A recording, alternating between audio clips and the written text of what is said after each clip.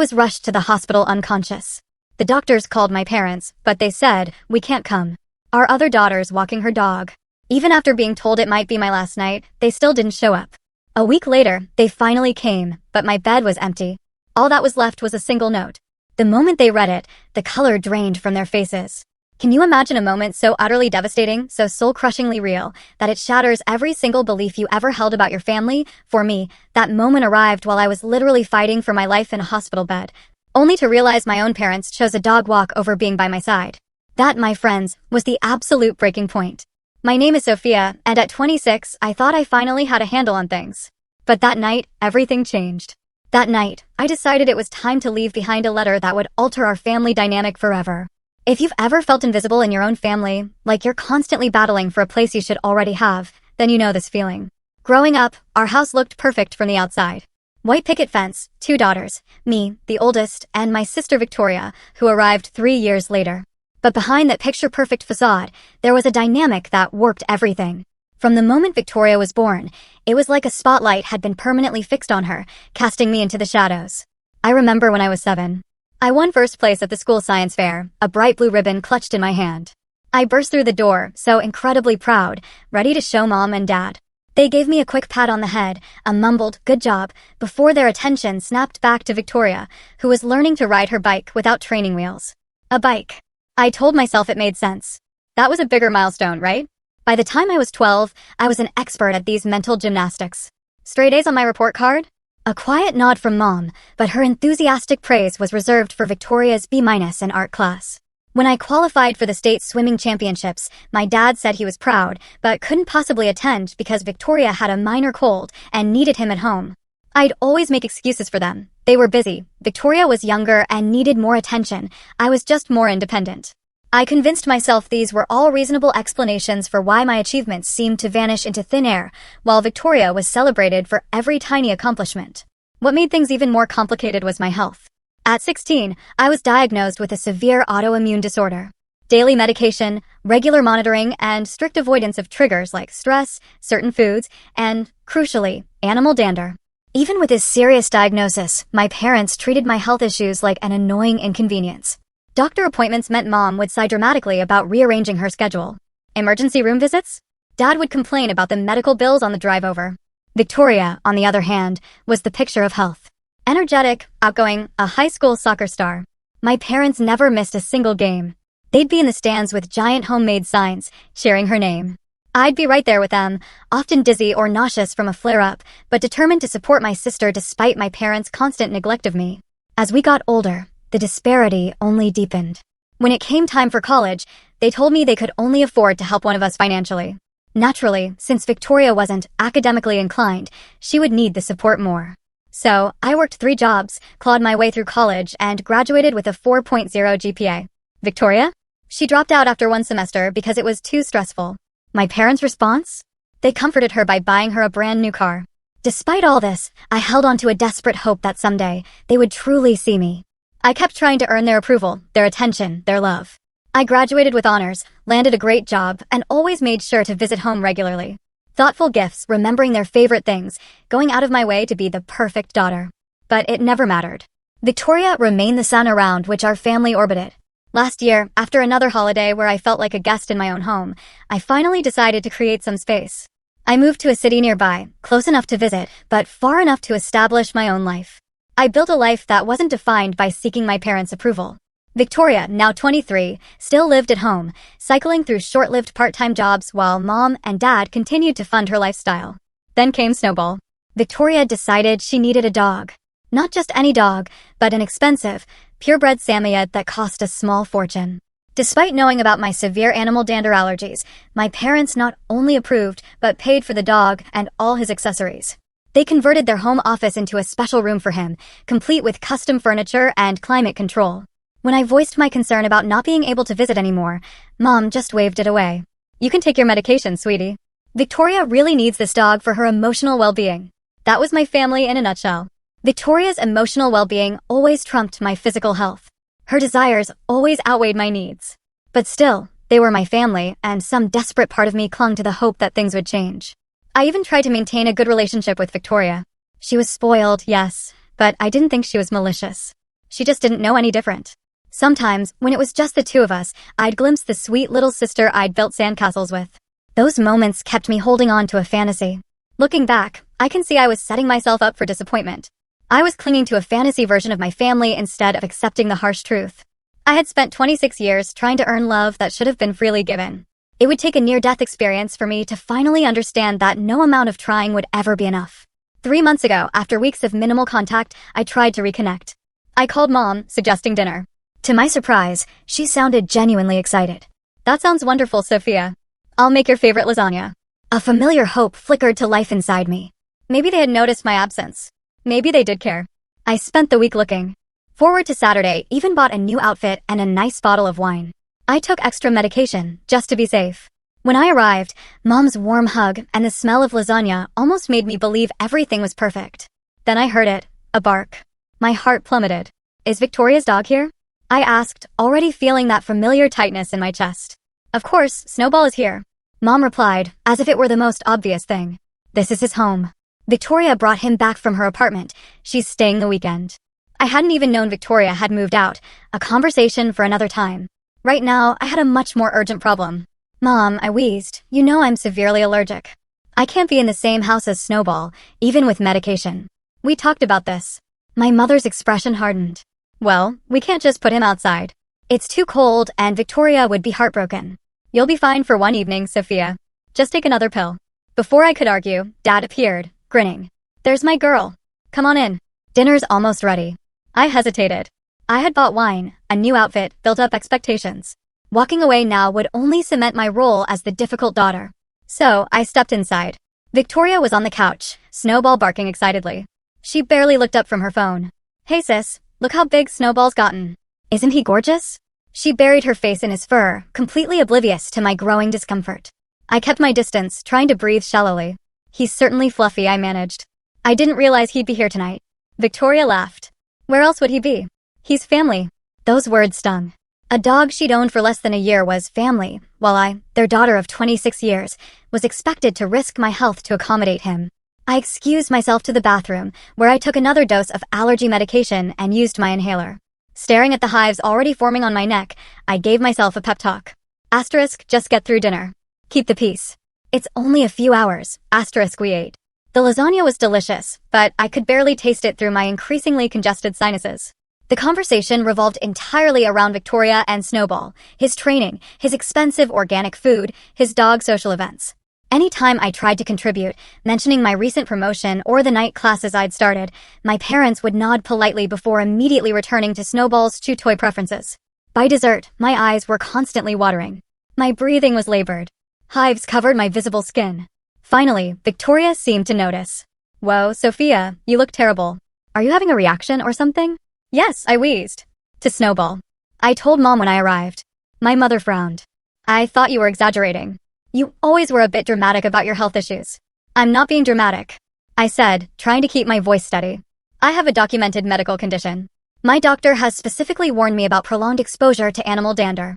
"Well, you seem fine enough to eat a full dinner and dessert," my father pointed out, as if my appetite somehow negated my medical distress. "I think I should go," I said, standing up.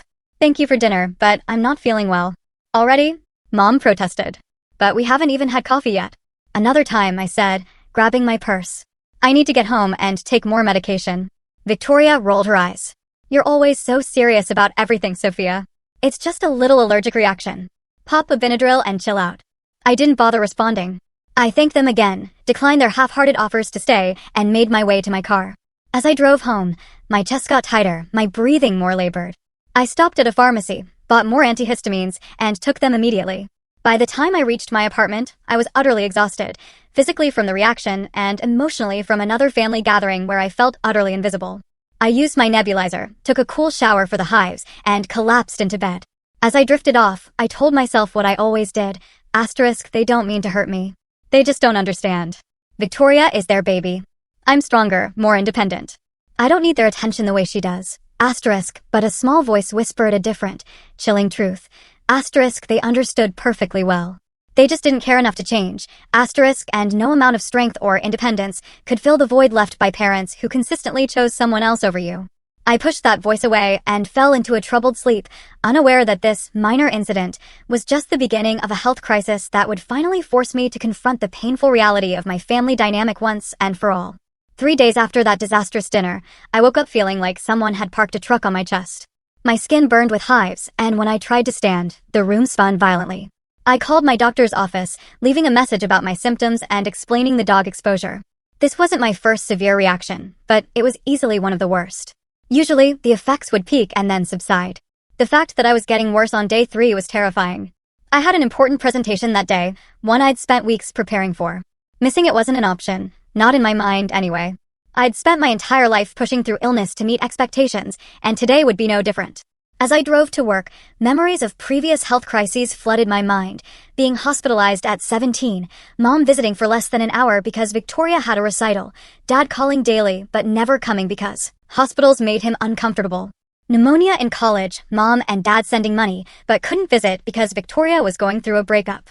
Each time I told myself, it's fine. I'm an adult. I can handle it alone.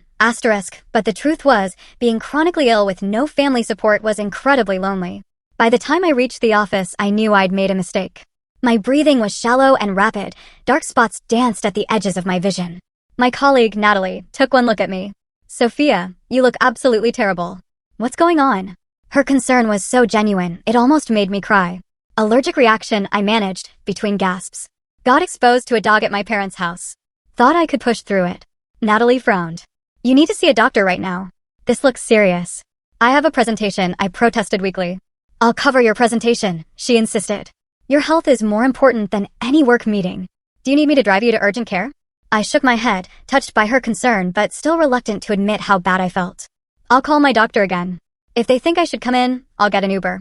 Natalie looked skeptical but went back to her desk after I promised to keep her updated. I called my doctor's office again. After describing my symptoms, the nurse told me, in no uncertain terms, to go to the emergency room immediately. "This sounds like it could be developing into anaphylaxis. With your history, we can't take chances." I hung up and just sat there for a moment. Part of me still wanted to stay for that presentation to prove I could push through anything. But the rational part, the one that had been silenced so often, knew this was serious. I gathered my things and approached Natalie.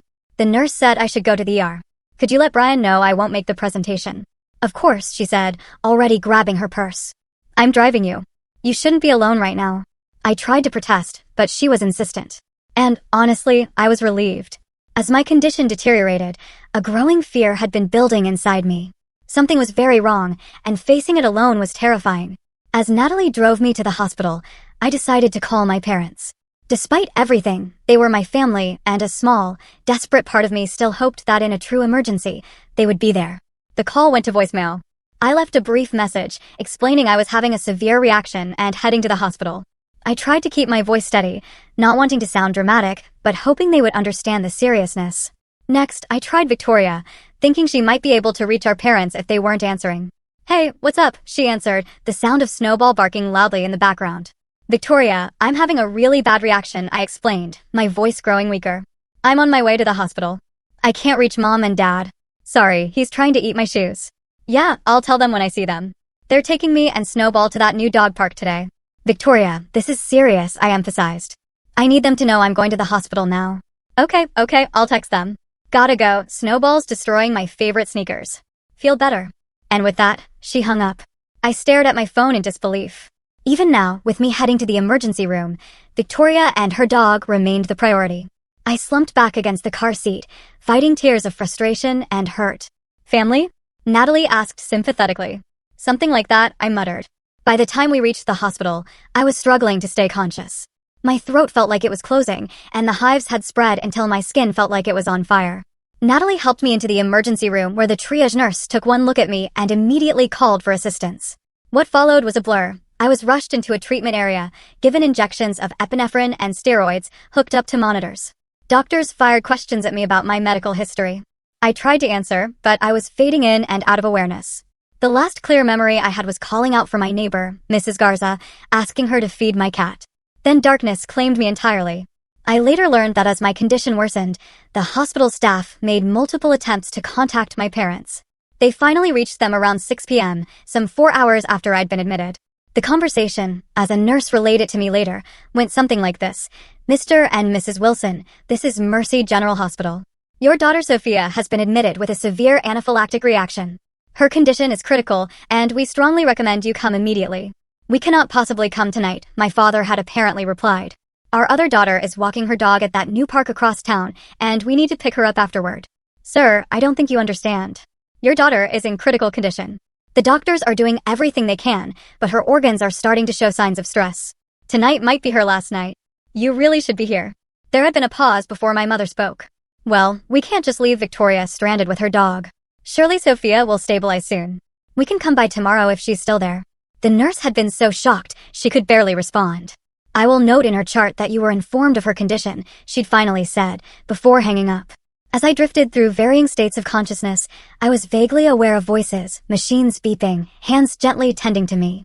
At one point, I opened my eyes to see an older nurse holding my hand, her eyes kind. You hang in there, sweetheart, she said softly. I'm staying right here with you. I squeezed her hand weakly, grateful for this stranger's compassion when my own family had abandoned me once again. Throughout the night, my condition remained critical.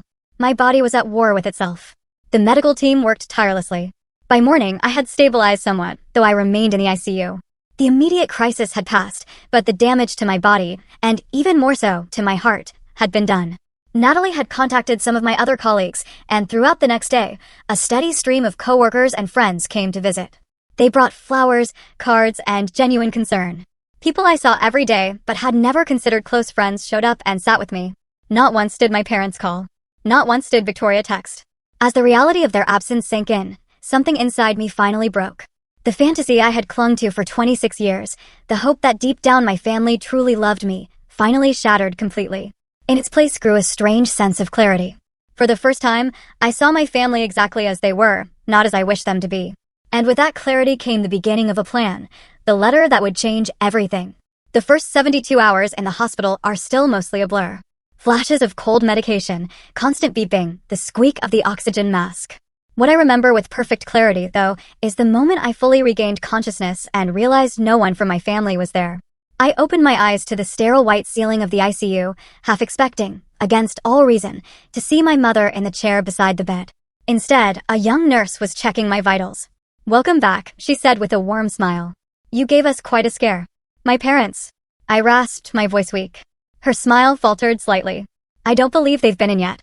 Would you like me to try calling them again? That was when the full, painful reality hit me. I had nearly died. And my parents had chosen not to come because Victoria needed help with her dog. I had known they favored her, but some part of me had always believed that in a true life-or-death situation, they would be there for me too. That belief had been the last thread holding together my image of us as a real family. Now, that thread had snapped. No, I said after a long moment. Don't call them. The nurse, Ellie, seemed to understand.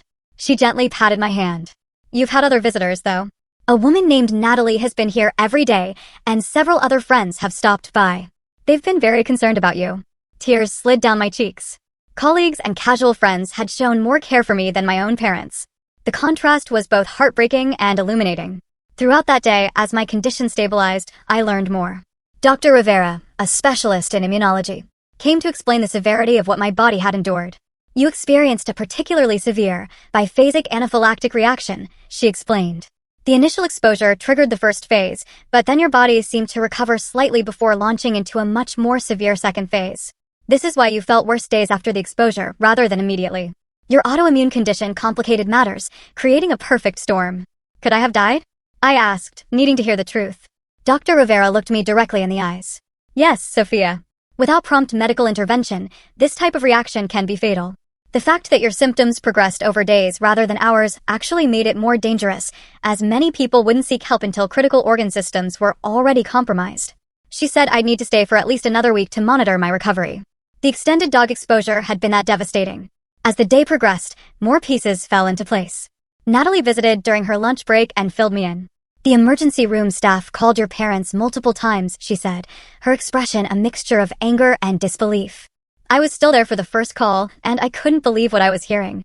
The doctor literally told them she might not make it through the night, and they said they couldn't come because Victoria needed help with her dog. I nearly grabbed the phone to scream at them myself. She told me she'd stayed until late that night, only leaving when I'd stabilized, and had been checking in daily since. Other colleagues had organized a rotation so someone would visit me at least once a day. We all pitched in for the flowers, she added, gesturing to a beautiful arrangement. And Brian said not to worry about the presentation. He rescheduled it for when you're back. I was overwhelmed by their kindness. These people, who had no obligation to me beyond professional courtesy, had stepped up in ways my family never had. As evening approached, Ellie came back to check on me, a strange expression on her face. Your parents called the nurse's station, she said hesitantly. They wanted to know your condition and said they might come by tomorrow. Might, I repeated, the word tasting bitter in my mouth. I can make sure they're updated on your condition if you'd prefer not to see them, she offered, having picked up on my distress. I was silent for a long moment, processing the emotions churning within me, anger, hurt, disappointment. But strangely, also a growing sense of resolve. For the first time, I was seeing my relationship with my parents with complete clarity, stripped of the desperate hope and excuses I'd always made for them. If they come, I finally said, I don't want to see them yet. Please tell them I'm resting and cannot have visitors. Ellie nodded, her eyes reflecting understanding. Of course. That night, lying awake, listening to the rhythmic sounds of the hospital, I made a decision. I would use this time, this forced pause in my life, to finally address the toxic dynamic that had shaped my existence for 26 years. I would write a letter, a final communication, laying bare the truth of our relationship and establishing the boundaries I should have set long ago. The next morning, I asked Ellie for paper and a pen. She brought them without question, along with a small lap desk. As my strength slowly returned over the next few days, I worked on that letter, pouring out decades of hurt, disappointment, and finally, my decision to prioritize my own well-being. During this time, the contrast between my biological family and the community that had formed around me grew increasingly stark. Natalie continued to visit daily, bringing small comforts or updates from work. Other colleagues stopped by with books, magazines, and conversation that distracted me from the physical discomfort. Mrs. Garza, my elderly neighbor, whom I had called out for in my delirium, actually did come to visit after Natalie tracked her down to check on my cat. She arrived with homemade soup and stories about my cat, having taken it upon herself to care for him. I have 5 children and 12 grandchildren, she told me, but none of them live nearby. We look out for each other, you and I. That's what neighbors should do. Even Dr. Rivera went beyond professional requirements, spending extra time explaining my condition. When I mentioned my parents' refusal to come, she didn't offer platitudes. That must be incredibly painful, she said, simply acknowledging my hurt. Sometimes the families we create in life are more important than the ones we are born into. Her words stayed with me as I finished my letter. By the 6th day of my hospitalization, it was complete, a 4-page, handwritten document that represented both an ending and a beginning. I sealed it in an envelope Ellie provided and waited. On the 7th day, as I prepared for discharge, Ellie came into my room. Your parents called again. They said they're definitely coming to visit this afternoon, around 3. Would you like me to tell them? You're not receiving visitors. I took a deep breath, feeling strangely calm. No, I said. I want you to let them come. But I won't be here. She looked confused. Are you being discharged this morning? Yes, I said, having already discussed my release with Dr. Rivera. But I have a favor to ask. When my parents arrive, could you give them this? I handed her the sealed envelope. And could you place it on the bed so it looks like I left it there for them to find? Ellie looked at the envelope, understanding dawning in her eyes. Of course, she said softly. I can arrange that. By 2:30 that afternoon, I had been officially discharged. Natalie picked me up, and we waited in a small coffee shop across from the hospital. From where we sat, I could see the entrance. At precisely 3:15, I watched my parents walk through those doors, finally coming to see their daughter a full week after she'd nearly died. I didn't know exactly what would happen when they read my letter, but I knew with absolute certainty that our relationship would never be the same again. And for the first time in my life, that thought didn't fill me with dread, but with a profound sense of liberation. Natalie's spare bedroom became my sanctuary for the next 2 weeks. Her apartment was on the 3rd floor of a pet-free building with abundant natural light. It was the perfect environment for my physical recovery, free from allergens. Stay as long as you need, she insisted. I live alone and have plenty of space. Plus, I enjoy the company. The first few days were focused on regaining my strength. I slept for 12 to 14 hours a day, my body demanding rest. Natalie helped me track my new medications. As my body slowly recovered, my mind began the equally important process of healing from decades of emotional neglect. The letter I had left for my parents had been a watershed moment, a clear line drawn between the person I had been, desperate for their approval, and the person I was becoming, determined to value myself, even if they never would. The contents of that letter had poured out of me during those hospital days. Each word a release of pain I had carried for too long. Dear Mom and Dad, asterisk by the time you read this, I will have been discharged from the hospital, where I spent a week fighting for my life. The doctors called you the first night and told you I might not survive until morning. You chose not to come because Victoria needed help walking her dog. This was not the first time you have chosen Victoria over me. It has been the pattern of our family since my earliest memories. For 26 years, I have made excuses for your behavior. I have told myself that Victoria needed you more, that I was stronger and more independent, that someday you would see me and value me equally. I nearly died waiting for that day to come. I do not write this letter out of anger, though I have every right to be angry. I write it from a place of clarity and self-preservation. I can no longer participate in a family dynamic that consistently places my needs, my accomplishments, and even my life below those of my sister, and now her dog, from this point forward. I am stepping back from our relationship. I need time and space to heal, not just from this most recent health crisis, but from the lifelong pattern of being treated as less than. I will not be contacting you for the foreseeable future, and I ask that you respect my decision by not attempting to contact me either. If, at some point, you are genuinely interested in building a healthier relationship, one based on mutual respect and equal consideration, then we can revisit this decision. That would require acknowledgement of the harm that has been done and a commitment to change on your part. I do not hold out much hope for this outcome, but I leave the door unlocked rather than sealed shut. Not for your sake, but for mine. Because despite everything, letting go of the dream of having parents who truly see and value me is the hardest thing I have ever done. I am not doing this to punish you. I am doing it to save myself. Sophia, I had no way of knowing how they had reacted. Part of me expected frantic phone calls, or even a visit to Natalie's apartment, but there had been nothing. Complete silence, which in its own way, was the most telling response of all. A week after my discharge, I began seeing a therapist named Lydia, whom Dr. Rivera had recommended. Our first session focused on the immediate trauma, but as the weeks progressed, we dug deeper into the patterns that had shaped my life. What you're describing, Lydia explained, is a classic golden child/scapegoat dynamic.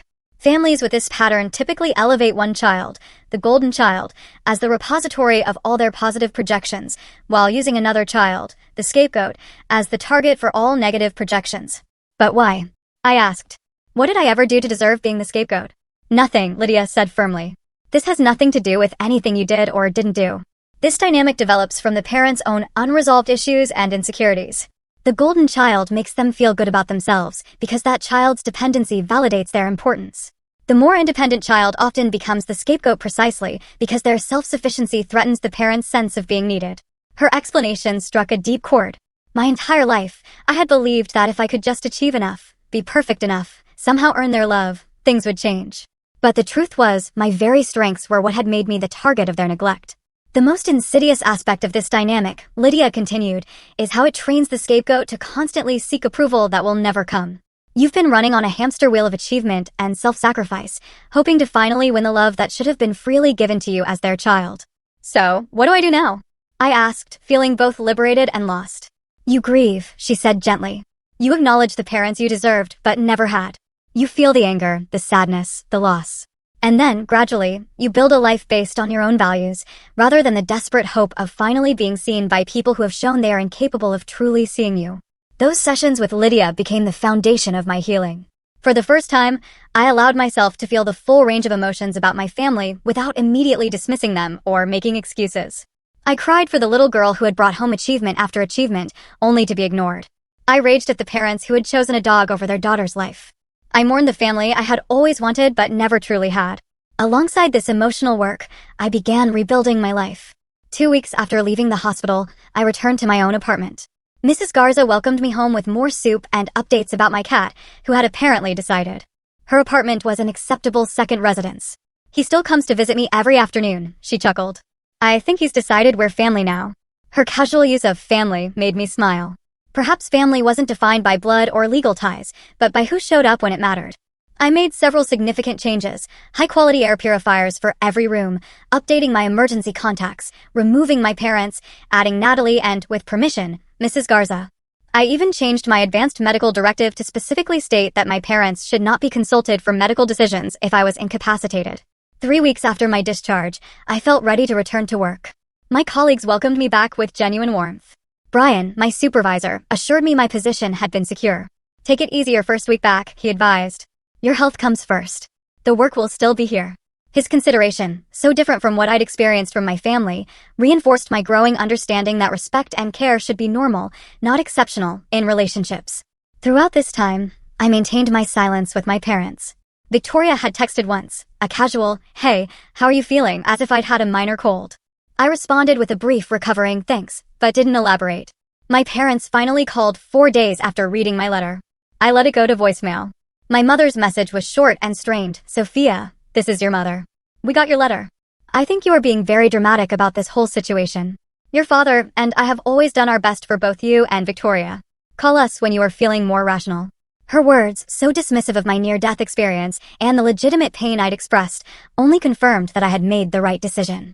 There was no acknowledgement of their failure, no recognition of the pattern I had described. Not even a simple, "I'm sorry you felt that way." As the 4th week of my recovery began, I received a surprising call from Victoria. "Mom and Dad are acting weird," she said without preamble.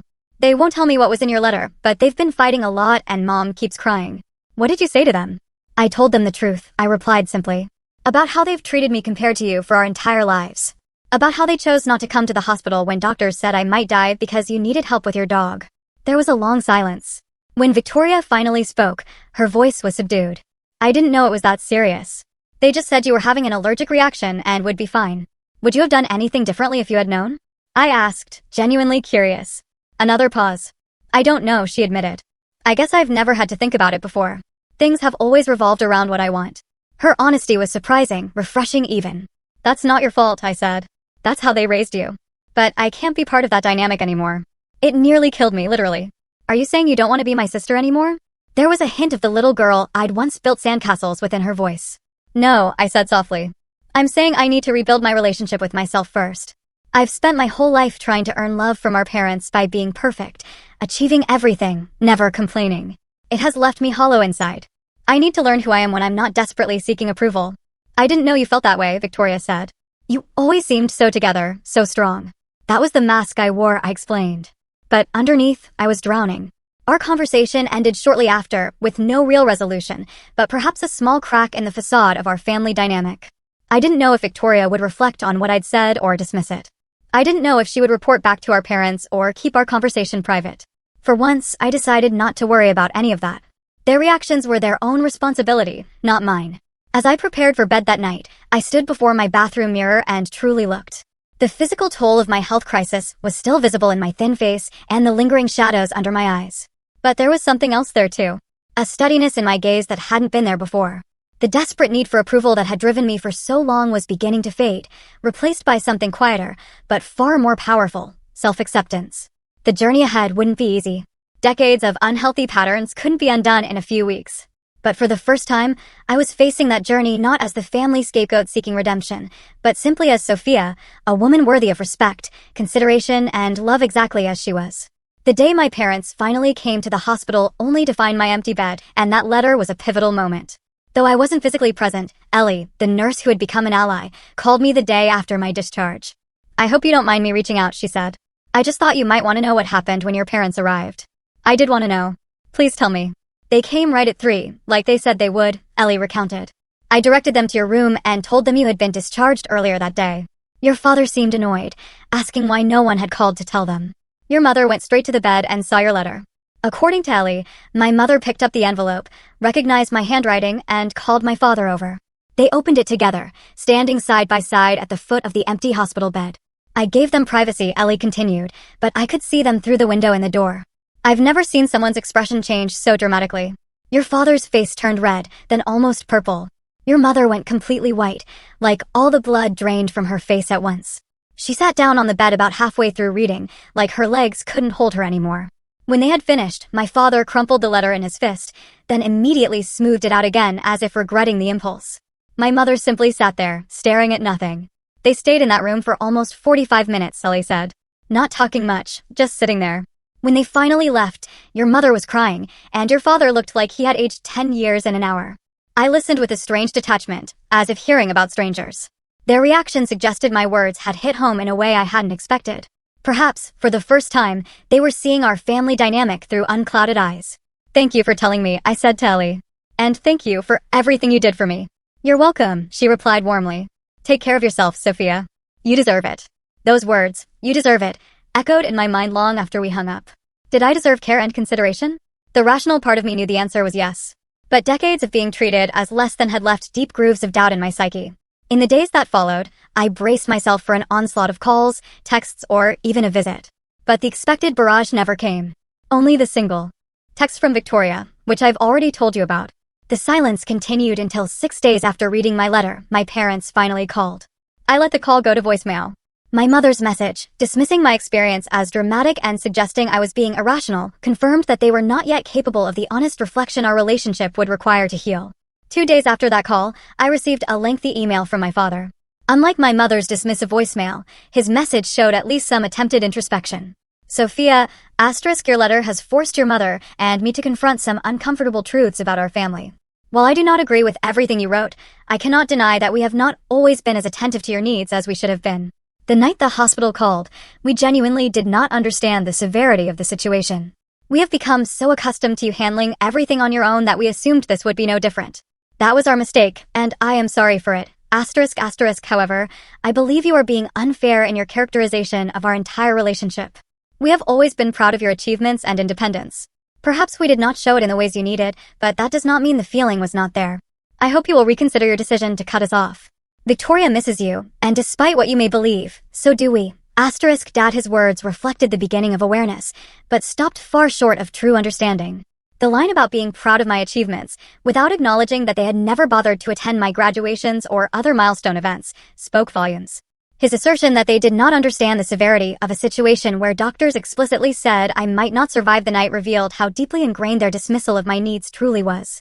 I didn't respond to the email. Instead, I forwarded it to Lydia, my therapist. This is actually quite typical, she observed. There's acknowledgement of the specific incident that triggered the confrontation, but resistance to seeing the larger pattern. Note how he says you're being unfair in your characterization, essentially telling you that your lived experience is incorrect. Should I respond? I asked. That depends entirely on what you want from this interaction, she replied. If you're hoping for full acknowledgement and change, this email suggests they're not there yet. If you want to maintain some connection while establishing boundaries, a brief, neutral response might be appropriate. If you truly need complete space right now, silence is a valid option. After careful consideration, I decided to send a brief reply. Dad, thank you for acknowledging that you should have come to the hospital. That means something to me. However, this is not about one incident. It is about a lifelong pattern that nearly cost me my life. I need time and space to heal, both physically and emotionally. I hope you can respect that. Sophia short. Direct. Maintaining my boundary while acknowledging his small step toward understanding. I didn't receive a reply. As the weeks passed and I settled back into my apartment and work routine, the silence from my parents continued. Victoria, however, began to reach out more frequently. Her texts evolved from casual check-ins to more thoughtful inquiries about my recovery, and eventually, tentative questions about our childhood. Was it really that bad for you growing up? She asked during one phone call about a month after my hospital discharge. I always thought about how impressive you were. That was the outside, I explained. Inside, I was constantly striving to be perfect enough to finally earn Mom and Dad's attention and approval. Do you remember my high school graduation? I was valedictorian, but Mom and Dad left right after the ceremony because you had a minor cold. I do remember that, she said slowly. I didn't even have a fever. Mom just said I looked peaked and needed to rest. And my college graduation? They missed it entirely because you had a date that night and needed help choosing an outfit. I had forgotten about that, she admitted, her voice small. When you put it all together like that, it does sound really bad. These conversations with Victoria were complicated. On one hand, she had been as much a product of our dysfunctional family system as I had been, just playing a different role. On the other hand, she had benefited from that system at my expense for our entire lives. I tried to balance honesty about my experience with the understanding that her awakening to the reality of our family dynamic would be its own painful journey. 6 weeks after my hospital discharge, when I was fully back at work and settling into my new normal, the confrontation I had been both expecting and dreading finally occurred. My parents showed up at my apartment unannounced on a Saturday afternoon. I saw them through the peephole and considered not answering, but after taking a deep breath and centering myself, I decided to face them directly. I opened the door but did not invite them in. Sophia, my mother said, her voice wavering slightly. You look well. What are you doing here? I asked, keeping my tone neutral. We need to talk, my father said. This has gone on long enough. You can't just cut your family out of your life because of one misunderstanding. The minimization of my near-death experience as a misunderstanding sent a flare of anger through me. But I kept my expression calm. This is not a good time. If you want to talk, you need to call first and respect my boundaries. Boundaries? My mother scoffed. We need permission to see our own daughter? Actually, you do, I said firmly. That is exactly what a boundary is. I asked for space in my letter, and showing up unannounced at my home is disrespecting that request. This is ridiculous. My father huffed. Victoria said you've been filling her head with all sorts of accusations about us being bad parents. We have done everything for you girls. I have only told Victoria the truth about my experience, I replied. If that conflicts with the story you have told yourselves about our family, that is something you need to examine. My mother's face crumpled. How can you be so cold? Do you know how much you have hurt us with all this? The familiar guilt began to rise in me, the lifetime habit of taking responsibility for their feelings. But I pushed it back down. I nearly died, Mom. Alone in a hospital. Because you and Dad chose Victoria's dog over coming to be with me. I am not responsible for your feelings about that reality. They continued to push, using every tactic that had worked in the past: guilt, obligation, dismissal of my experience, appeals to family loyalty. But something had fundamentally changed in me. The desperate need for their approval had been replaced by a clear-eyed understanding of my own worth and the treatment I deserved. After 15 minutes of a circular conversation that was getting nowhere, I finally said, I'm going to close the door now. Please do not come back unannounced. If you want to talk, call or email first and respect my answer if I say I am not ready. This is not over, my father said as I began to close the door. You're right, I agreed. This is just the beginning of me valuing myself enough to set healthy boundaries. Goodbye. I closed the door, then leaned against it, my heart racing, but my resolve firm.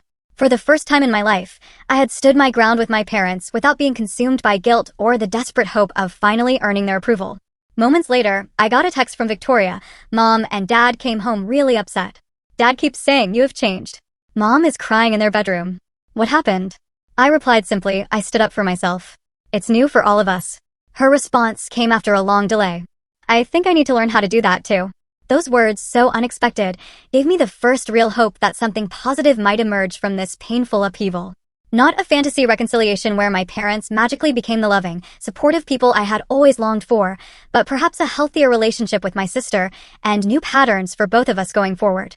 The letter I had left on that hospital bed had indeed changed everything.